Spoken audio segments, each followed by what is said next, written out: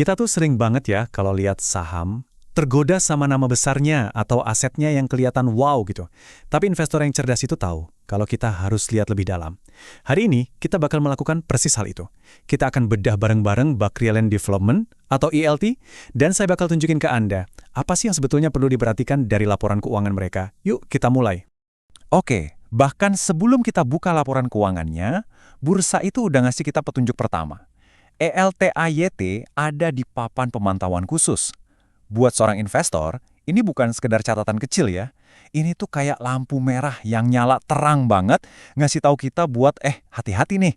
Ini sinyal kalau ada sesuatu yang fundamental yang harus kita selidiki lebih jauh. Nah, pasti langsung kepikiran kan? Ini artinya apa sih? Apakah ini justru peluang tersembunyi, atau malah sebuah jebakan yang harus dihindari? Analisis kita hari ini akan fokus untuk menjawab pertanyaan itu. Kita akan coba bedah, ada apa sebenarnya di balik status peringatan ini? Langkah pertama dalam analisis apapun itu selalu sama. Pahami dulu bisnisnya. Lupakan sejenak kode sahamnya, lupakan grafik harganya. Pertanyaan intinya adalah, ELT ini punya apa sih? Duitnya datang dari mana sih sebenarnya? Yuk kita lihat aset nyatanya.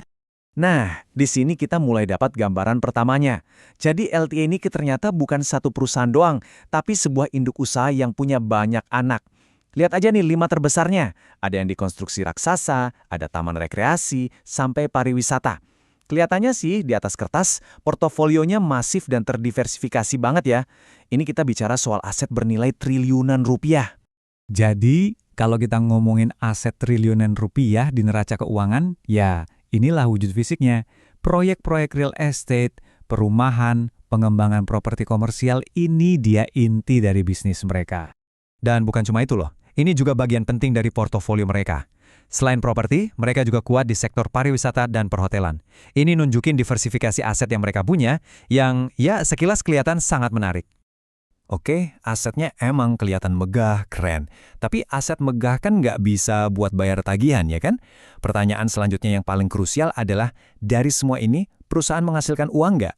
Nah, sekarang kita pindah ke laporan laba rugi buat cari tahu jawabannya. Ini nih, pertanyaan paling mendasar. Punya aset besar itu nggak ada artinya kalau nggak bisa menghasilkan laba. Jadi mari kita cari tahu jawabannya langsung dari laporan keuangan mereka. Dan inilah jawabannya. Dalam dunia akuntansi, kalau ada angka di dalam kurung, itu artinya minus. Betul, perusahaan ini rugi lebih dari 42 miliar rupiah. Ini poin penting pertama kita. Mereka punya aset triliunan, tapi ujung-ujungnya bisnisnya nggak menghasilkan keuntungan, malah mereka kehilangan uang. Biar kita semua sepemahaman ya, rugi bersih itu artinya pengeluaran mereka lebih besar daripada pendapatan yang masuk. Simpelnya gitu, ini gambaran kinerja operasional perusahaan dalam 1 tahun. Oke, jadi tahun ini mereka rugi. Tapi kan itu cuma setahun. Gimana dengan kesehatan keuangan mereka secara keseluruhan? Kita perlu lihat gambaran besarnya. Yuk kita bedah neraca mereka, kita bandingkan apa yang mereka miliki, yaitu aset, dengan apa yang mereka utang atau liabilitas. Nah, grafik ini ceritanya menarik nih. Di satu sisi, total aset 8,6 triliun rupiah ini kelihatan kuat banget dibanding utangnya yang cuma 2,6 triliun. Ekuitas atau nilai bersihnya masih 6 triliun. Sepintas, ini kelihatan sehat. Tapi, ingat peringatan di awal tadi? Ini yang bikin kita bertanya-tanya. Kalau neracanya kelihatan kuat, risikonya ada di mana dong? Dan disinilah letak perbedaannya. Ini yang membedakan investor biasa sama investor yang jeli. Angka-angka besar di laporan utama itu cuma menceritakan sebagian kisah. Detail yang sesungguhnya, risiko yang tersembunyi, sering banget adanya di bagian catatan atas laporan keuangan. Yuk, kita gali lebih dalam ke sana. Nah, ini dia temuan besar pertama kita. Sebagian besar piutang atau gampangnya, uang yang seharusnya diterima ELT ternyata berasal dari pihak berelasi. Bahasa sederhananya, mereka nagih utang ke perusahaan lain yang masih satu keluarga atau satu grup. Kenapa ini berisiko? Coba bayangin deh, Anda menjamin uang ke saudara sendiri. Kira-kira nagihnya bakal seketat kalau minjemin ke orang lain nggak?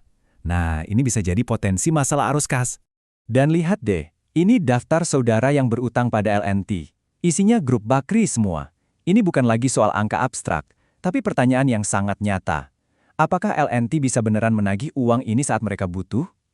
Ketergantungan pada pihak berelasi kayak gini itu red flag atau bendera merah yang signifikan buat arus kas mereka. Nggak berhenti di situ. Ada lagi risiko tersembunyi kedua. Banyak aset properti yang kita lihat di awal tadi, itu ternyata nggak sepenuhnya bebas. Aset-aset itu dijadikan jaminan ke bank untuk dapat pinjaman. Artinya, kalau sampai gagal bayar, aset itu bisa disita sama yang ngasih pinjaman. Dan ini bukan asumsi loh ya, ini kutipan langsung dari laporan keuangan mereka. Ratusan ribu meter persegi tanah mereka itu, posisinya nggak benar-benar milik mereka sepenuhnya. Itu adalah jaminan utang. Kalau kondisi keuangan mereka memburuk, aset-aset ini bisa hilang, ini adalah resiko yang sangat nyata. Oke, kita sudah bongkar-bongkar lumayan dalam nih. Sekarang yuk kita tarik mundur sedikit dan rangkum pelajaran utamanya. Ini bukan cuma soal ELT ya, ini adalah kerangka kerja yang bisa Anda pakai buat menganalisis perusahaan manapun. Nah, ini dia intinya. Anggap aja ini checklist dari saya. Pertama, selalu cek peringatan resmi. Kedua, pahami bisnisnya apa. Ketiga, intip laporan laba ruginya. Keempat, lihat kekuatan racanya. Dan yang kelima, yang paling penting, jangan pernah lewatkan catatan kecil di bagian akhir. Disitulah cerita yang sebenarnya seringkali tersembunyi. Dan sebagai penutup, sekarang gantian saya yang bertanya ke Anda. Analisis yang baik itu nggak berhenti di sebuah kesimpulan, tapi justru memunculkan pertanyaan-pertanyaan baru yang lebih dalam. Jadi, berdasarkan apa yang sudah kita lihat sama-sama, pertanyaan lanjutan apa yang muncul di benak Anda? Teruslah bertanya, karena itulah kunci untuk menjadi investor yang cerdas.